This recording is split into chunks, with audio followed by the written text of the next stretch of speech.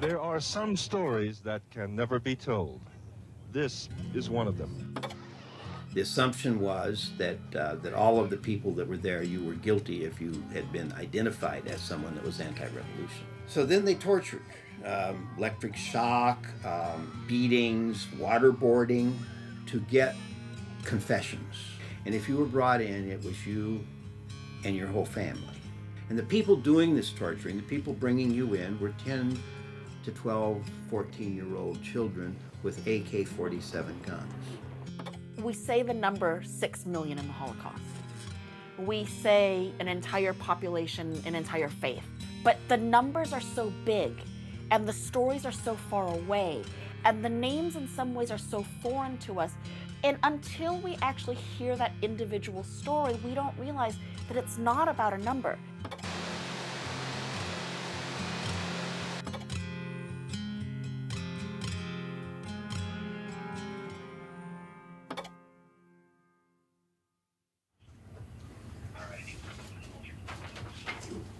We need to go down to the shop and get that inspection too. Oh, yeah? So if you want to do that, we can do that. You want to do that? Yeah. Yeah. Why we do that? Yeah. We'll do it all. Yeah. We'll do it all. Will that within an hour or 2 hours limit? Because we have another event this afternoon. I have to change. For me? No, for me. Oh, for you? What do you need? I have to change into a business suit. I want to make myself more presentable. He has to go to another event this afternoon. Oh, okay. Not that I'm not presentable. We'll do whatever you need to do, yeah. But if you go to this, will that be I can do within? that when we get through. We don't have to do that with them. Well, but they want to see the whole thing. Okay, we can do it. But can we do it within 2 hours? Yeah. All right. That was my question. Okay, we can do it. We will do it.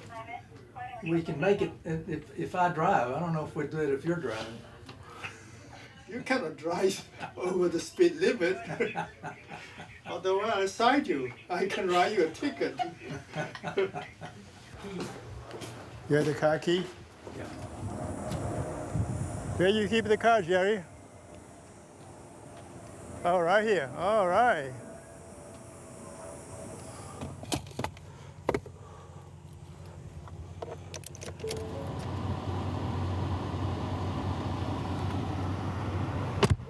Okay. 9130.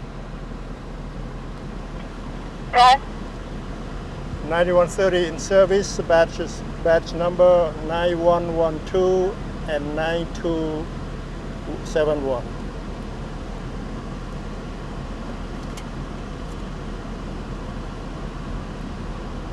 She didn't respond. Still learning his way around here. This is your neighborhood. I get lost in San Antonio all the time. She did not know. I could escape from Cambodia through the jungle, but I got lost in San Antonio. Yes. Yeah, Sichan means a beautiful moon, because I was born under the full moon.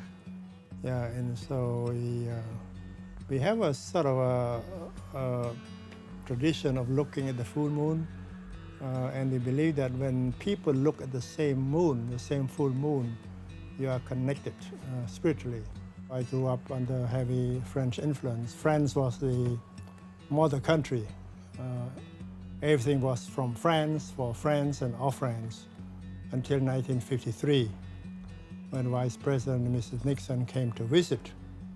Then our teachers told us that there was another country, much bigger and farther away than France, called United States of America. My mother brought me up in a very traditional way. She told me to never give up hope, no matter what happens. And hope kept me alive in some of the most difficult circumstances.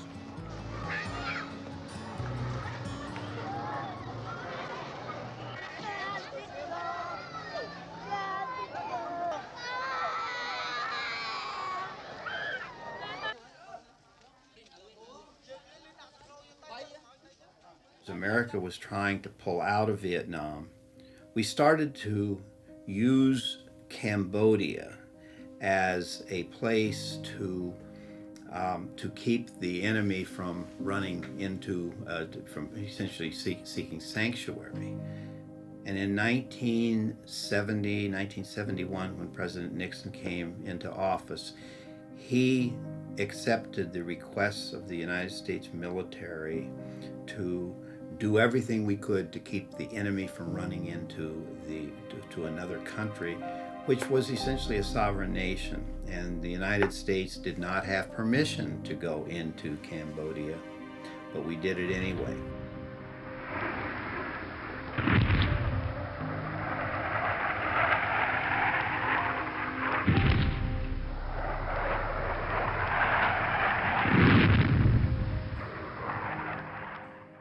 I contend, and there is among historians we argue about these kinds of things, but I contend that by dropping those bombs on the villages in Cambodia, we set up a situation where it was ripe for revolution. And an organization called the Khmer Rouge came into power by getting the people in the villages to support them. Yeah, my brother-in-law was head of the national intelligence, and he asked me to help translate some of the captured documents from the Khmer Rouge and the Viet Congs and the North Vietnamese into English. And I saw some very, very cruel scenes described in those documents. So I, during the time immediately after the war ended, I say the war ended because there was really no winners, no loser. It's only everybody was a loser. The people were sort of in a state of euphoria because the war has ended. We have gone through a number of years of war and killings and death and destructions. So everybody was just so excited to see the end of the war. But the end of the war doesn't mean that it's the beginning of peace. And I had that reservation because of the documents that I have read. The crowds of Americans and other foreigners lined up at installations around Saigon waiting for buses was the cue. It told the Vietnamese that this was the end of the line. For most of those who wanted to leave their country, this would be their last chance. Then in 1973, America pulls out of Vietnam. But by that time, the Khmer Rouge had gained a foothold in the villages all around the main capital of Phnom Penh.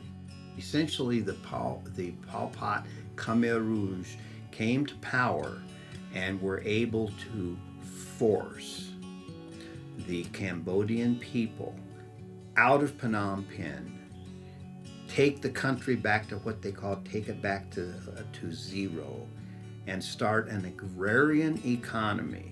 And that agrarian economy, the plans were to turn it into, to essentially get rid of all of the powerful elites. My mother was a very devout Buddhist. She said that we must have done something bad in our previous life. That's why we are suffering this. And I sort of told her gently, but everybody is suffering it. So it's just the misfortune that our society is experiencing. And we were in a situation where you could not really think straight because nobody has ever seen this kind of happening before, not anywhere in human history. You look through the whole history of humankind, there was not a society that killed their own people, not like what the Khmer did to the Cambodians. We were sent to build a dam about 2 hours by foot away from our village. We had to sleep there because it took a lot of time traveling back and forth. And then one day we were asked to go back to the village. And my brother, my sister were taken away to a meeting. The word meeting is the code word for execution. Later on we learned. So I decided to leave because sooner or later they would find out that I worked for an American organization. And that would be putting my whole family in jeopardy. So my mother gave me her wedding ring. a scarf, and a bag of rice, and told me to run. No matter what happens, never give up hope. So I rode a bicycle for 3 weeks, crossing Cambodia, using fake passes and false excuses, getting through the checkpoints. I was captured early June 1975 near the Thai border. Then they were going to send me to death because they suspected that I was trying to cross the border to Thailand, which was exactly my intention. But the truck driver whom I had met a few days before saved my life. He told the Khmer Rouge that I was an innocent person traveling around looking for my family. So for the next year, I was put in forced labor camps. The whole country was turned into a huge labor camp. We were forced to work 18 hours a day. We were given a bowl of rancid soup. At night when I went to sleep, I never knew if I would be alive the following morning. When I woke up, I said I would make it to freedom.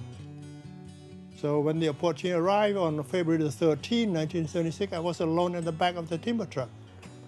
Normally, there was a Khmer soldier with an AK-47 and another one staying in behind on the logger. But that time, only one of them came, the soldier. He was sitting with the driver, and I was alone at the back of the timber truck. So see, he took a shower, and then he put his Khmer, his scarf, over the rear mirror. So he couldn't see. He wanted to drive his scarf by the time we got back to the village. So he put it tied over the rear mirror. And of course, he couldn't see what happened in the back. And I said, this is now or never. So I couldn't jump to the left because the driver would have seen me. I jumped to the right. The driver would have seen me if the scarf flapped a little bit, and he had a peek through the mirror. So what I did, I crawled on top of the timber all the way to the back and just dropped myself. I was caught on a piece of lumber, and I was dragged for a few hundred yards before I was flung off and began to run, to crawl, to walk, to swim for 3 days, having nothing to eat. So that may be divine intervention. And I had nothing to guide me except the sun, the moon, and the stars. I said earlier, I want to make sure that if I could see the sun would be behind me in the morning and in front of me in the afternoon. And it happened to be during the full moon. So of course, after the sun down, the full moon came up. The same thing, the full moon should be behind me early evening and in front of me later in the morning, or later at night or early in the morning. I fell in a booby trap which wounded me, but I was able to pull myself out and leave it alone until I get to Thailand. Because there was no border sign, I just sat there and listened to the loudspeakers in Thai and Khmer, and I was just so puzzled. I said, if I were in Cambodia, why did they speak Thai? And if I were in Thailand, why did they speak Khmer? But just like many communities along the borders, the two cultures sort of overlap. Then I came upon a farmer, and I asked him if I were in Thailand or Cambodia, and he spoke to me in Cambodian. He said, you are in Thailand. I said, why do you speak to me in Khmer? He said, because I was born in Cambodia, and everybody around here speak Khmer. And that's how I got to Thailand. What did you think about your family at that point? Did you have any hope that they would? I was just hoping to be able to see them again, but the hopes began to fade away as people who came after me was telling. And I saw that, I was there for a year. And little that I know that they were killed shortly after I left. My relief was that my mother, my sister, my brother didn't have to suffer too much. Yeah.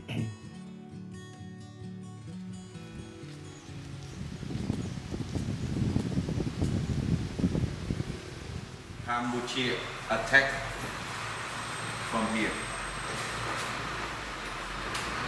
This is một tỉnh biên chào đón an phú province. Chào đón all looking here and then.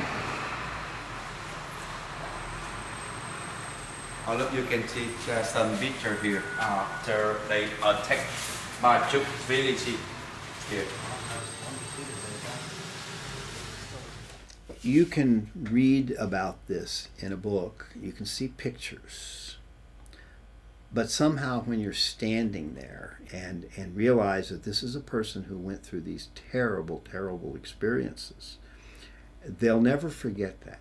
They'll never forget it. There is always a romantic notion about warfare, and so when we take students to Vietnam, where all these things happen, and then we take them to Cambodia, they see the real impact of war. There's a huge advantage to being in a place like that and feeling it rather than just looking at the pictures online or through books and reading about it. I think you gain more of an understanding by actually being there and seeing it firsthand. I'll give a little bit of background on the prison itself. Everyone can hear me, yeah? Okay. So Tuol Sleng is also known as S21. It was a secret prison located in Phnom Penh, and it was a microcosm of terror, paranoia, and brutality that took place across the country under the reign of the Communist Party of Kampuchea from April of 1975 to January of 79. Most prisoners at S21, they were held there between 2 to 3 months. Almost all of them were taken for interrogation. The torture system was designed to make prisoners confess to whatever crimes they were being charged with by their captors, which was usually espionage or something made up. Most of them were innocent. What a lot of people think of genocide, they think of numbers, not actually what is happening, not the thought process behind the killings. It doesn't matter if it's, 50,000 people or 2 million people. I mean, if it's systematic killing of people because you don't either agree with what they think, how they look, if they wear glasses, if they're educated, if they're not, if they have, mental issues, that's a genocide right there, especially if it's another ethnic group or something like that. I mean, whenever we start talking about genocide, like I said, people really think about numbers. And they said it has to be, in the hundreds and thousands or millions for it to be a genocide. It's like, no, it just has to be a targeting killing of this group. So you really got to look at it in that scope instead of, a numbers scope and an analytical scope. So I think when people start looking at it like that, when I start looking at it like that, you start seeing it a lot more around the world.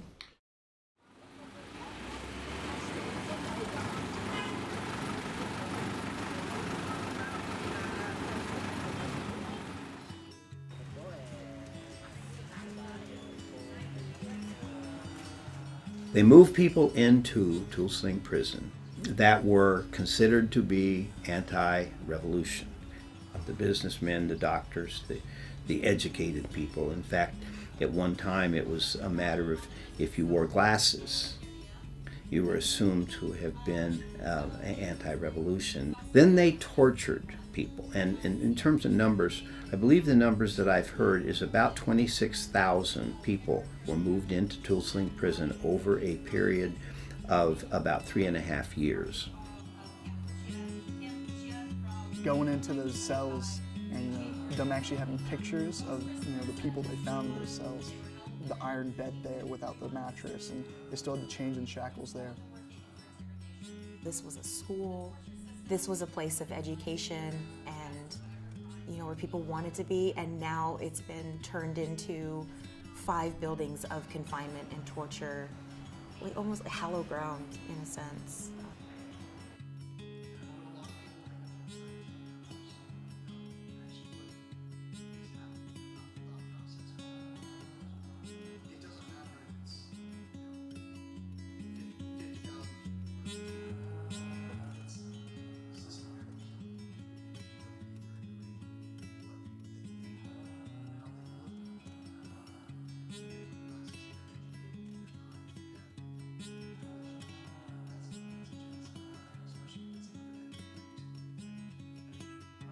I think it's important for my generation, not everyone can afford or everyone can be able to go and see all that stuff because, it is halfway around the world. But I think people to learn about it and read up on it and everything and see the evils of what was done there and done around the world, that's really important because I bet, half of my generation, if not more, you talk to them and be like, yeah, you know what happened in Cambodia? They'd be like, no, what happened? I know it's a country all the way around there. Some may not be able to point it out on a map. If you ask them to, if you didn't have little names on them, say, where's Cambodia? They would have no idea. So, I think on a grander scheme of things, along with the genocide, it's just, not a cognizant view of the world.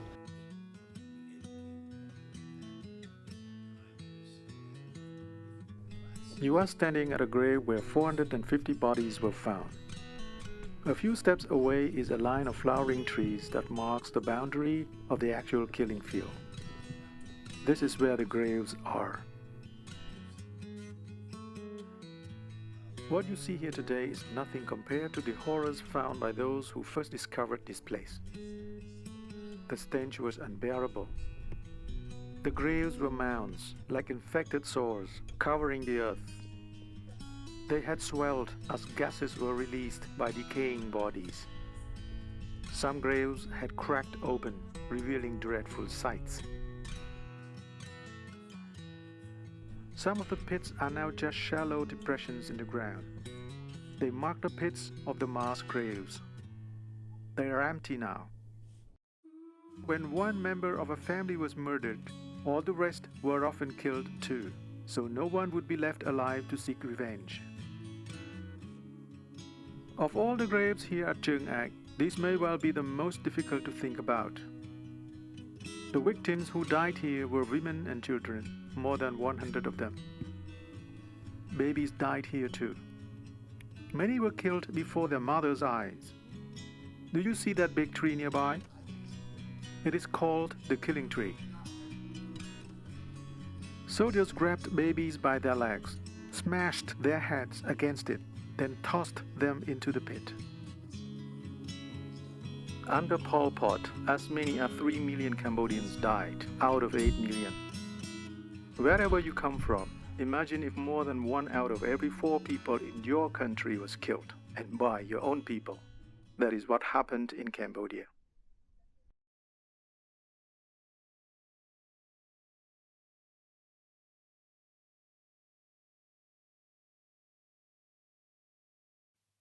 You ask how they can happen. They can happen because people forget they've happened before. So that's the point. We need to teach it because when it happens again, and it will happen again someplace, we need people to know this can go this way. There can be a genocide. There can be crimes against humanity. Unless you're taught that, you might fall back into that comfortable way of thinking that people can't do this to each other. And you'll let it go too long before you stop it. Has to be taught. So my calculation always was roughly that there's 2% of the population that is psychopathic. Another 15 to 20% are just rascals. They don't believe in genocide. They're not driven by racial hatred, but they see it as a way to make money and be in power just personally. And those people surround the psychopaths and will support them. Then the other 80% of the population are just afraid, and they'll do as they're told, and they'll follow that 20% leadership.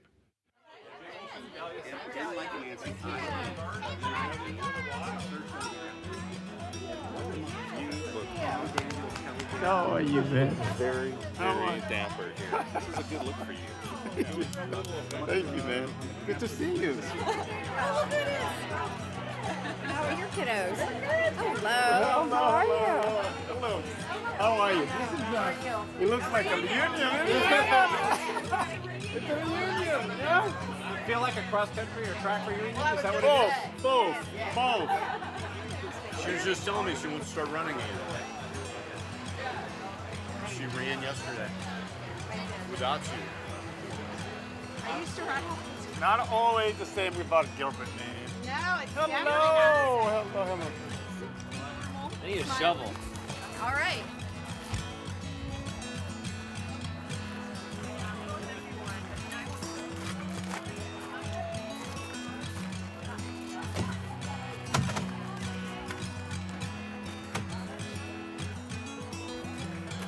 All right, ready?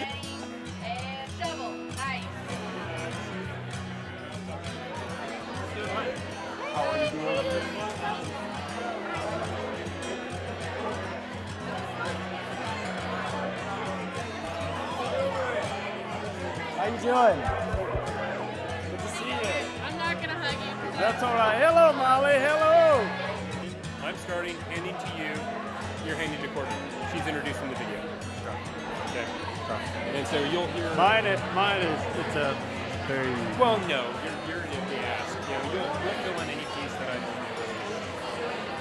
You know why? You might be fan, and you knew what that meant. What is a big fan? I was like a best friend forever. Brother from. My name is Pete Rouge.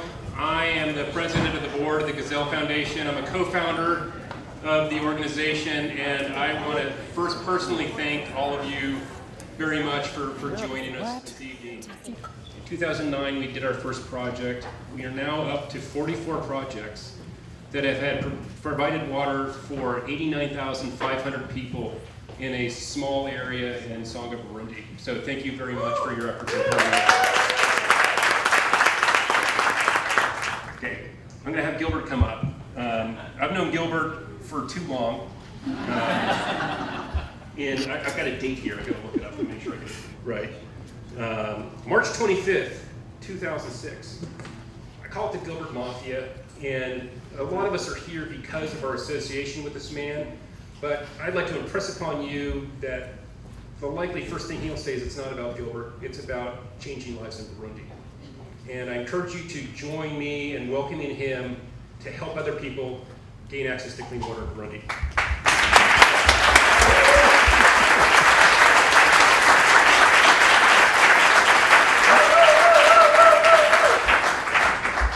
As you can see, I'm really smiling because he texted me a minute ago with the hashtag BFAM. I'm like, what is that? What is that? Brother from another mother. He just told me minutes ago. I didn't know what it was. It's my pleasure to be with you tonight.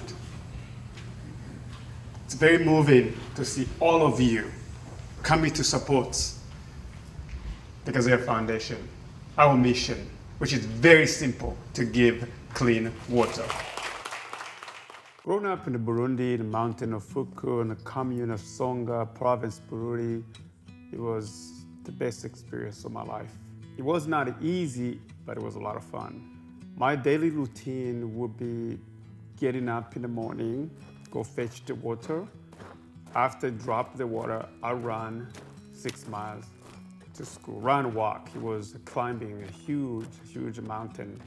Even my neighbors, the Hutus, the Twa, I was always nice. I was always nice to everyone. So everybody kind of, loved me, maybe.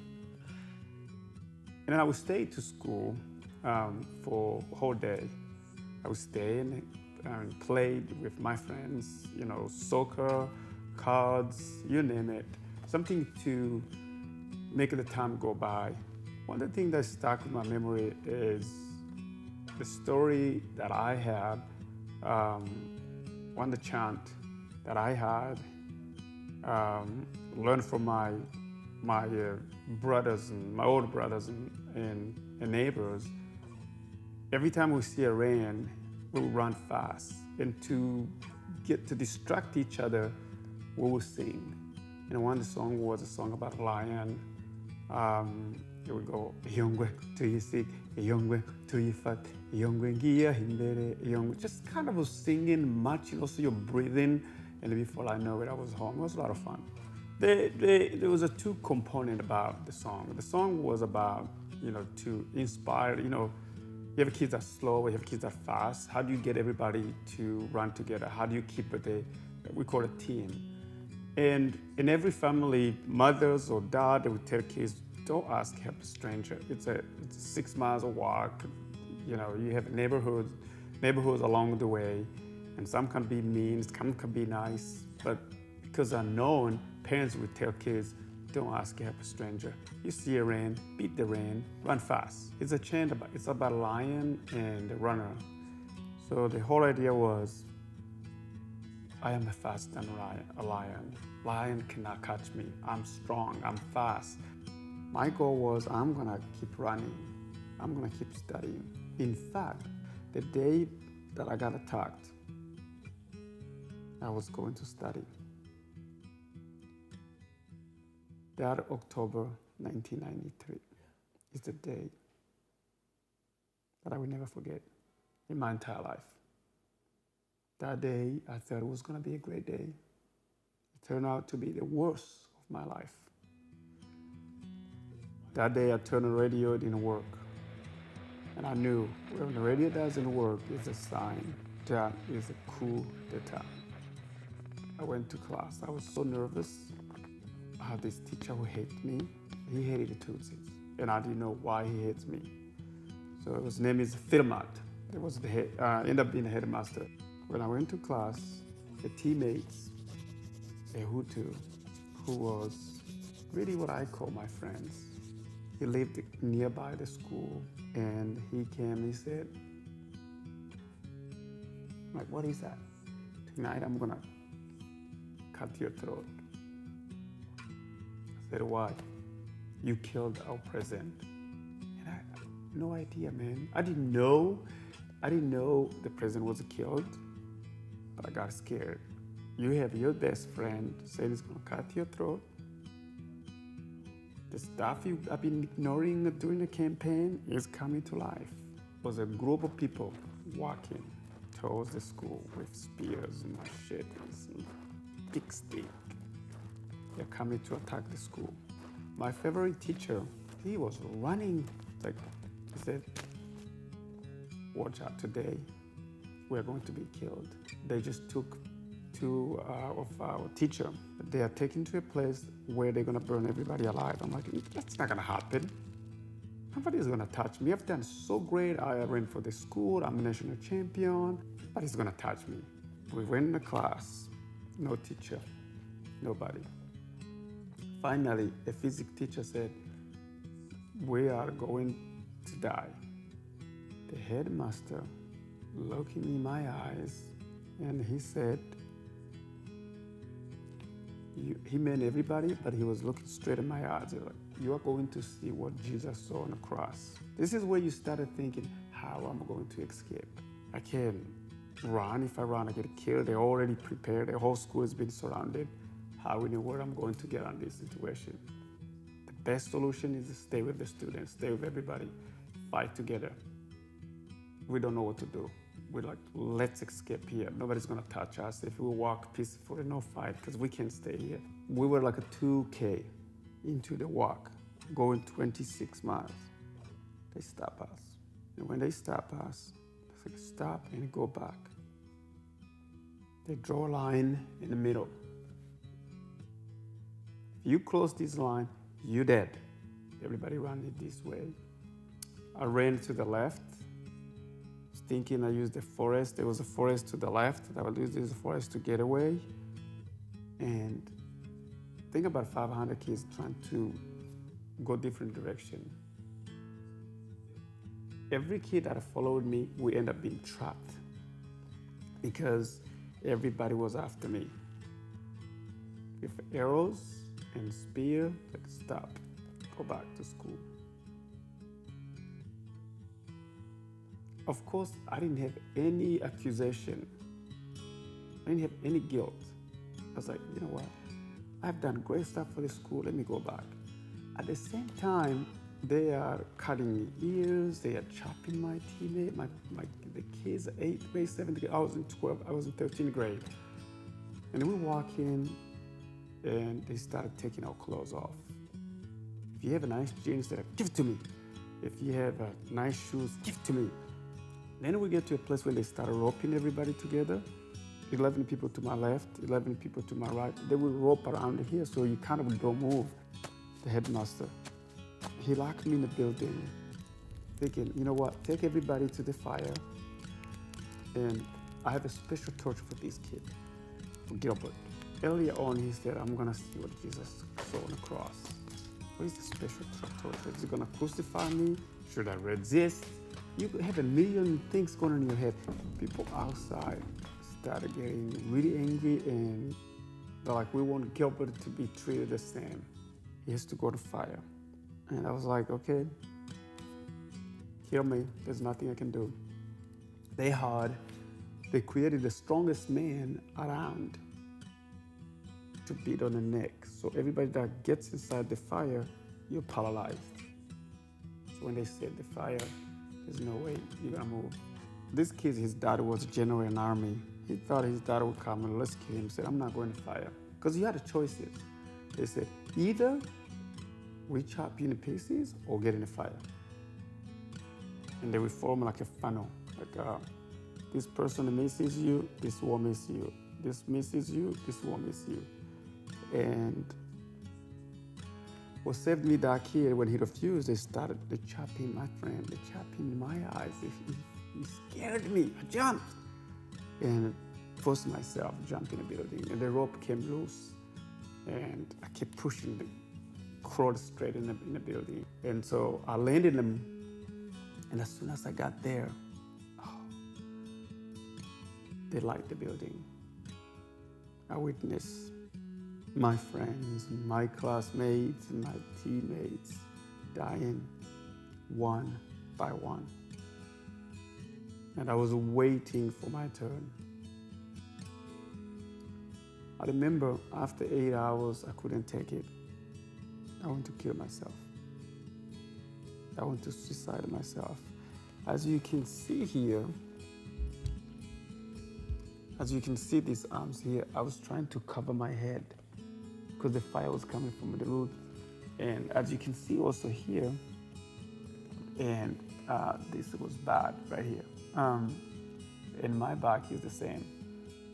Start accusing myself. I didn't go to church, that's why I've been punished. I look in a room, I'm the fastest kid in the country, I'm in a fire. I try to run, they catch me. If I can ask for forgiveness, maybe I'll be forgiven. Sure enough. As soon as I finished forgive me, I came up to a million ideas. I took a dead body, I broke the window. The window was a bunch of bars that you need to break one and your head will go through. I broke one and I was scared. They were outside chanting, celebrating massacre, and I was determined to get out. Then I grabbed the bar, it was hot, leg first, and I landed on the outside. I looked at the people around me, dead. All look the same. You can't even recognize. I just recognized who was here. In my mind was, I'm gonna tell this story. I'm gonna remember these kids. I'm gonna remember Elizabeth. I'm gonna remember Magnifique. If I get up, I'll be able to testify. I'll be able to tell what I witnessed.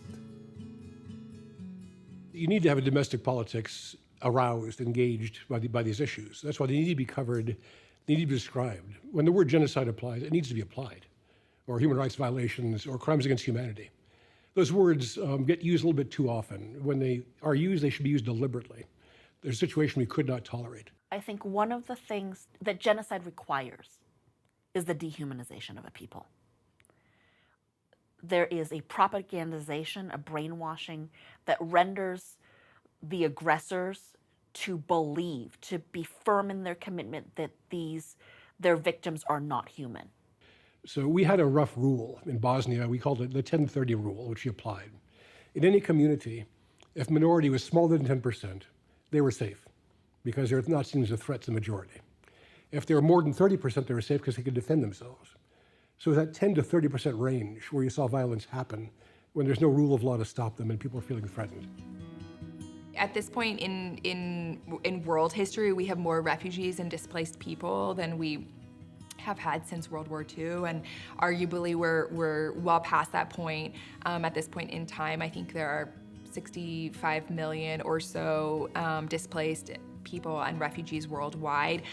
Less than 1% will ever be resettled to a third country, not to the US, to any country. And so it's really a needle in the haystack, winning the lottery kind of chance that any refugee has of being resettled. It's not something they can count on generally.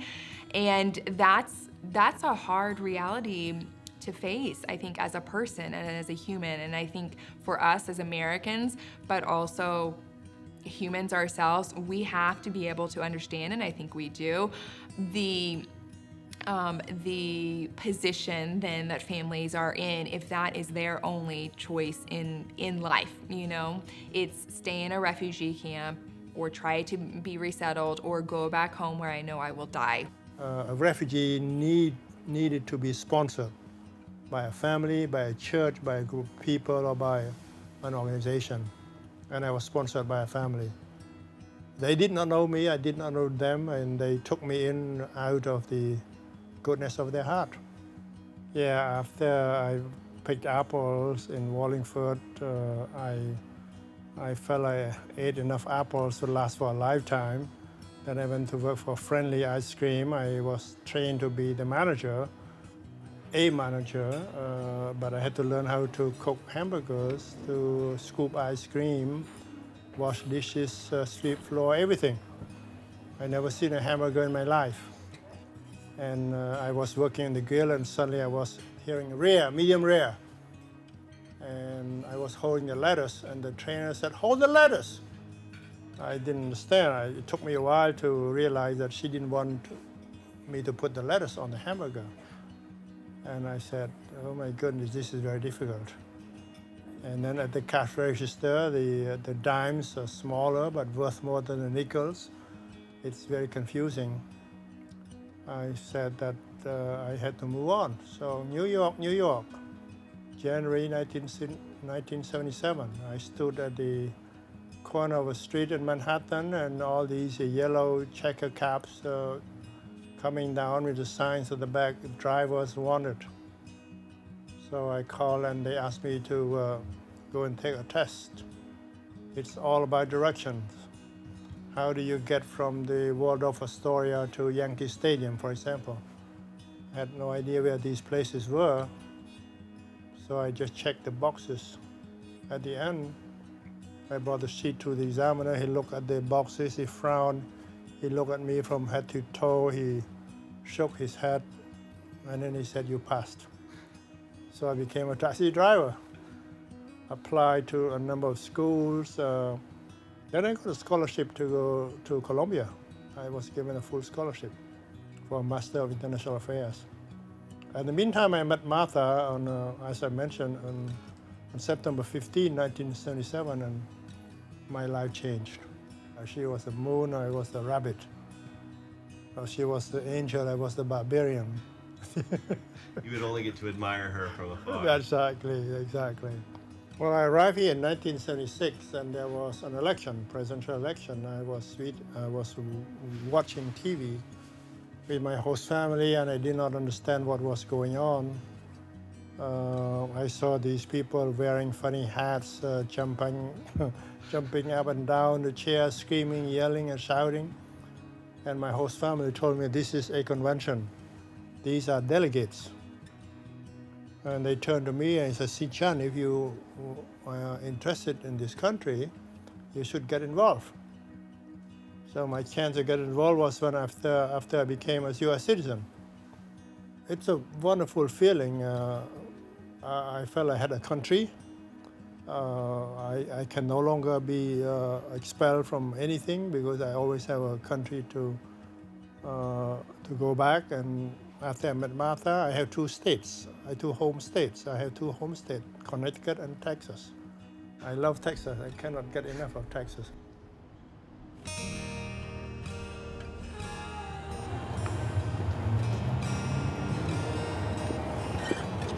So let's find his name. I think it's on the other side.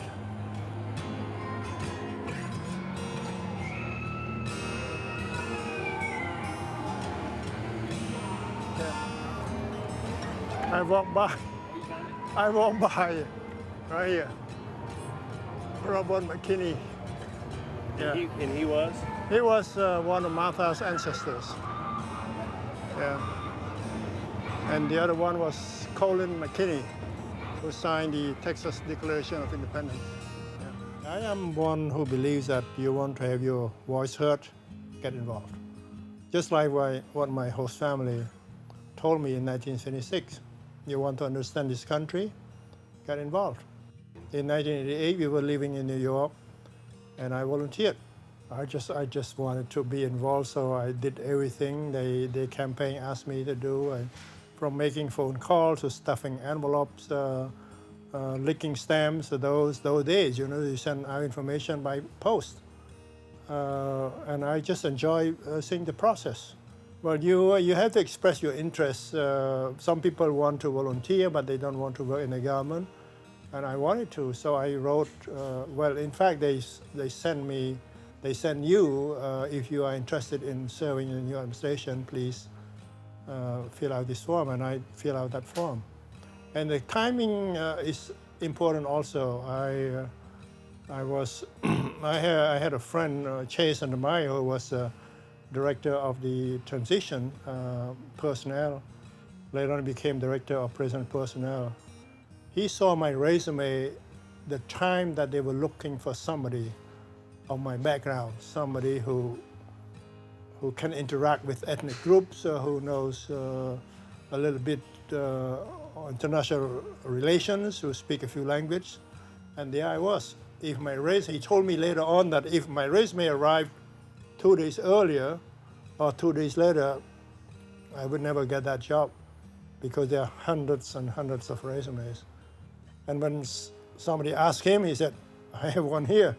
They look at it, they like what they saw, and they asked me to go to Washington. In Bush 43, I also volunteered in this campaign, and the same process, you express your interest, and they need somebody who could represent the United States, and I arrived there at the right time, and I already spoke 5-6 languages. I could interact with French-speaking diplomats, Spanish-speaking ambassador, and I have already worked at the White House. I have spoken for the President of the United States and the American people.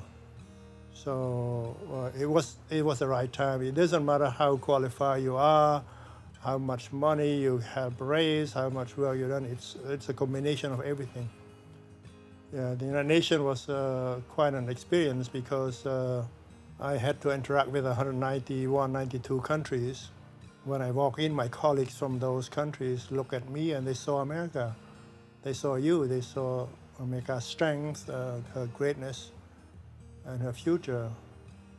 Each time I pronounce on behalf of the President and people of the United States, that was my proudest moment. I cannot be thankful enough or being grateful enough for God to have brought Martha and me together, somebody, divine intervention. Because I was all alone by myself, and when I met Martha, my world changed. So we benefited from each other. Yeah, we were one. Yeah, when she passed away, I lost 2/3 of myself. Yeah.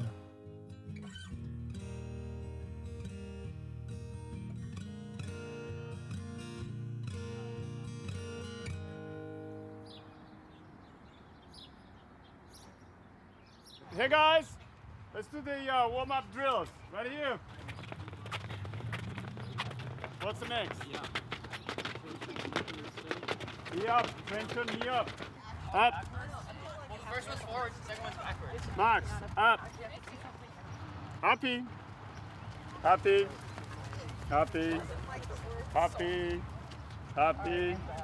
You can sing. Go ahead and finish. Wait, Gilbert, are those new shoes? That's okay. No, they're not new. I went to represent Burundi University in the Universiade, which is like Olympic for students, where all the colleges, students, they compete all over. And it was in Tokyo, in Japan. For the first time, I was like, you know what? When I was strong, I could make the team. But right now, I'm still wounded. God has a message here. He wants me to go spread the message. Give me a life again. Let's seize the moment.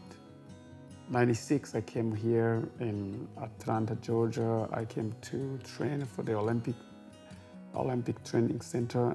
I did a lot of research. I did a lot of homework. My homework, learning English, how to speak high and so on. I came here after two big major cities. Nairobi, Kenya, it's a big city, but it's not like USA. Guess what they took me to eat? From a country where there's no food, most people, maybe 30% are malnourished.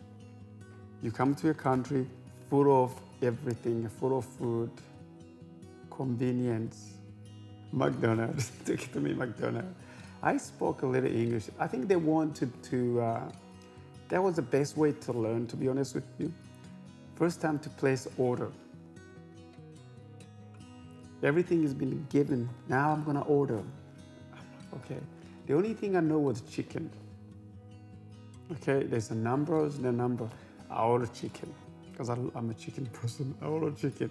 But still is a McDonald's and French frites, which is French fries. So there was this guy, I mean, heavy Southern accent. You haven't seen it. And he goes, here. I'm looking at my friends. What does he say? They're laughing so hard. And he said, here you go. Here go. And here. Those are two words I couldn't put together. What he meant, and then my cousin, a second cousin, named John Paul, said, he meant here to go stupid. I get a visa to run in the Olympics and also a prospective student. So after the Olympics, I started learning English because we speak French and Kirundi. So I had to learn my English. I had to pass the SAT, TOEFL. So I started taking ESL, English as a second language. I ended up in Abilene. Best choice ever. I could go on to a Division I, but Abilene had a lot to offer. You know, Abilene is a Church of Christ school, but the culture was amazing. There were so many international students. I loved the fact everywhere you go, they have a tradition. This won an 800, this won a 4x4, this team won a national champion. You will see them. My goal was one day, I want to be here. If my daughter or my son will come here or I come back, I'll always see that I made an impact in this school. So to me, it was really fun. It was a great experience, and I ended up winning a national champion. Wear all of them. How's that? And also, God does a miracle, man. That sometimes you don't have to question.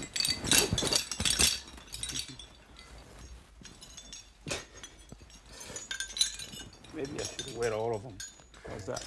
So when you were a little kid running in your village, did you ever think you'd be standing here with all of this? No, no way. But my message to all of you, youngster up there, is to never give up. Don't give up on your hopes. I didn't even think I'll make it to the United States, but because of hard work and dream big, I made it. You can do it. This is what I could find from college. I have more than, I'm supposed to have 8, but that's awesome. This is pretty cool. Back in '99, before 2000, I went back to Burundi to see my family, to see my girlfriends, who I marry today. And I was like, I have to go back. And when I went back, I thought the tension was over. I thought I could go back and be a normal citizen and walk, because healing has to take place. It turned out that I was hunted. There's some people that wanted to kill me. They were not happy that I was alive. As soon as I landed here, I applied for political asylum so I can stay here so that I don't want to have to go back. Luckily, I was granted asylum, and eventually was to become a citizen. I decided this is my country, this is what I will raise my children. no more going back to Burundi. I can help, I can support, but no more going back. Coming to Texas, people were like, oh man, cowboy, Texas is so racist. Cowboy gonna kill you, man. They don't like Africans. Let me tell you, but I was always wanted to wear that 5-gallon hat. I love Texas. You're not cheating, you stay lower. We are going for what? 1 minute. Oh, God. I will change it up to the words. It's coming, it won't get you. It's coming from behind, in the front. We are strong, St. Andrew, we are amazing. Yeah. Kevin, you ready? Woo-hoo-hoo! Young way! Woo-hoo-hoo! Young way! To your sick. Young way! To your fat. Young way! Yeah, him. Young way! To your sick. Young way! Yeah, him bed. Young way! To your fat. Young way! Run the run. Young way! St. Andrew. Young way! We awesome. Young way! We're amazing. Young way! Woo-hoo-hoo! Young way! Woo-hoo-hoo! Young way! Woo-hoo-hoo! Young way! Woo-hoo-hoo! Young way! Woo-hoo-hoo! Young way! To your sick. Young way! To your fat. Young way! Yeah, him bed. Young way! Yeah, him. Young way! To your fat. Young way! Run the run. Young way! St. Andrew. Young way! We awesome. Young way! We're amazing. Young way! Super fast. Young way! Woo-hoo-hoo! Young way! Woo-hoo-hoo! Young way! Yeah! That's cool. We're done. We're done for the day. It took me years to come to a realization that I need to share my story. So the things that happen doesn't happen again. The horrible accident, the horrible massacre that happened in Ituri doesn't happen again. We gotta take the words to prevent it, because now many people know about what happened in Burundi. A lot of people know about Rwanda, but now many people know about what happened in Burundi. So it takes people like me to share the experience, to testify what I witnessed, what I saw, so people would learn about 1993.